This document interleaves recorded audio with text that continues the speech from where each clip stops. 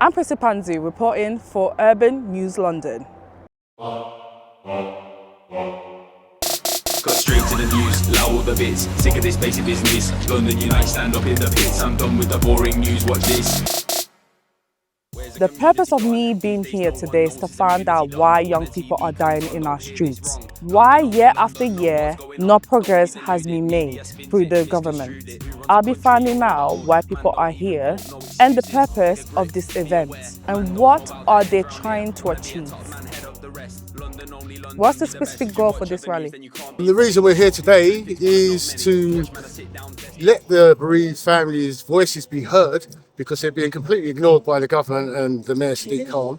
And it's also to unite all of the bereaved families because everybody feels lonely, like they're on their own, like they've got nobody. So I found that uniting them all really helps them, and they can talk, and it really helps them, and they join each other's events and stuff and support each other because nobody else is supporting them who's supposed to be.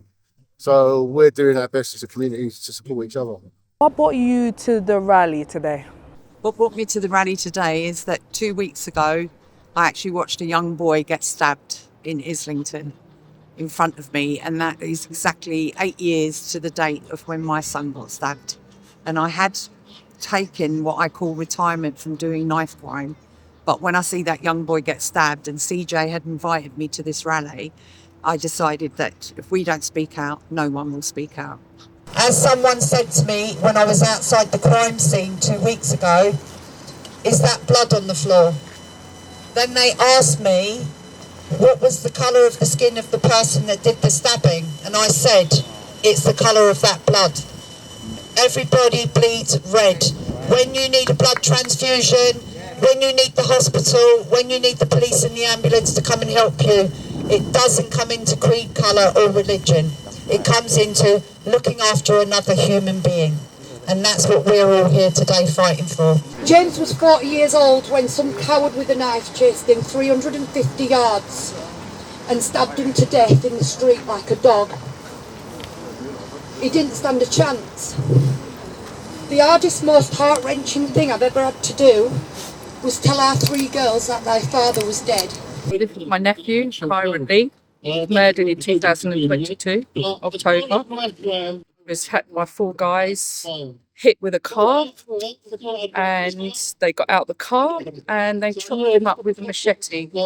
He was left dying on the street for 2 hours. They worked on him. Our family is devastated. My son, Reese Williams, 29 years old.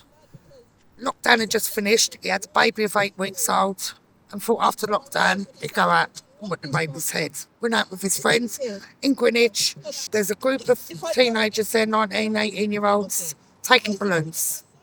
One's got up in my boy's face and he's told him go away and give him a little backhander because the boy was right in his face. My boy didn't think no more about it. Turned round on the phone, minding his own business, talking to whoever, and he'd run to his backpack that was on the bench from here to there. Got a hunting knife out that big, chased my boy. At first my boy thought it was a joke. I was running, fell over his own feet, and he stabbed him 4 times. My son's best friend, Danny Pierce, was in Greenwich with his girlfriend just on a night out. He came out of a pub in Greenwich.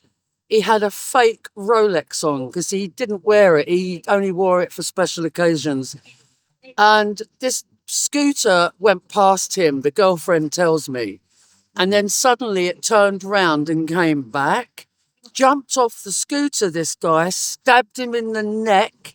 He died in that instant and then just drove off. Until knife crime stops, each death is one too many. Stop looking at knife crime as just a London problem. It's not just a London problem, it's a UK issue. Every government and every mayor has swept it under the carpet. They are not doing absolutely anything. What are they doing? Nothing. They should be putting these bleed kits on the streets. They should be educating children. But it's not. It's left down to people like us that have lost people down to knife crime. And to be honest with you, I'm not going to lie, I used to watch people on the news and think, oh, poor family, this, poor family. Till it actually affects you, you don't understand how it wrecks your life. It's not just took my son's life, it's took all of our lives. What impact did knife crime had in your family? Devastating. It's the one word I would use. It's like a pyramid. The stabbing happens and it affects everybody below it. And it still does to this day. You don't get over it. They say to you when someone passes, naturally, time heals. But when it's such a vicious crime, it doesn't heal. It's tore us apart. It was literally tore us apart because it doesn't end when the trial ends. I was thinking, like the trial kept me going, thinking, I don't know, like he was going to come back after. I don't sleep now. This is the first time I've really been out in the 4 years, to do this. But I just stay indoors. I don't mix with anyone. As I said, I don't sleep. And it's just constantly, it comes in waves. Life's never going to be the same again. Why do you think some young people carry knives? I think they're scared of other people having knives on them, and then let's say they have their phone on them or something. They feel like they need to have a knife just to protect their phone or protect their life or protect their friends, when realistically, if no one had knives on them, they wouldn't need a knife to feel like they need to protect them. We want to put a campaign back together in order to approach these individuals, in order to get into the schools and hopefully try and make a little bit of an in-way with the right people, because unfortunately there's no authority anymore in these places, and they're not allowed authority either. So if we can just try and get in with the younger people with these, then it would be wonderful. I had a guy come to me who's recently had a child, and he was about to have another one. He was put in prison for firearms and other offences. This individual would have been written off completely. However, I spent a bit of time with him. We become friends quickly because I judged him, and I knew that this guy was actually a decent guy. And a different situation, a different soil has allowed that individual to grow into something completely different. And that's all it is. Time from an individual, myself, and the possibility of being given a direction. And like Chris was saying, a lot of these people don't have that. So if someone's got a talent and that's recognised, that's where we can then go, here you go, here's the tools. Whatever those tools are, here's the tools to become a better person. Go and help yourself and help others. So much damage and heartache is caused for a few short seconds and a moment of madness causes a lifetime of sadness. There's nothing to be proud of. You don't earn any stripes by going to prison. I've seen grown men break down in tears. They can challenge the toughest of characters. Academy, probably one of the best things that happened to me, really, wasn't it? Always in trouble, getting nicked, probably police chase 7 days a week. Angry kid, didn't like no one. But Sam in the academy taught me how to fight properly, not go out tooled up, not worth it, what a moment of madness can do to you. And now I compete properly, boxing, stayed out of trouble, compared to the last time I've been arrested. What are you hoping to accomplish by the end of today?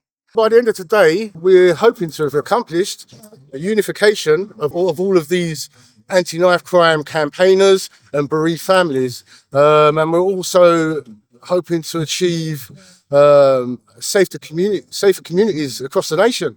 Because as we all know, London isn't safe, the UK isn't safe, but those in power seem to think it is.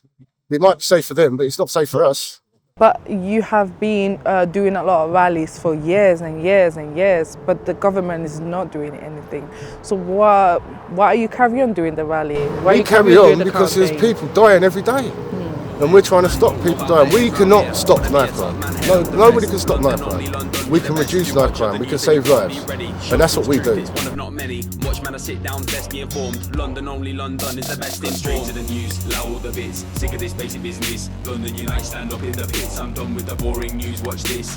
Cut straight to the news, loud all the bits, sick of this basic business. London unite, stand up in the pits. If you have a problem in your community and you'd like to talk about it to Urban News London, then contact us on urbannewslondon@gmail.com. Thank you.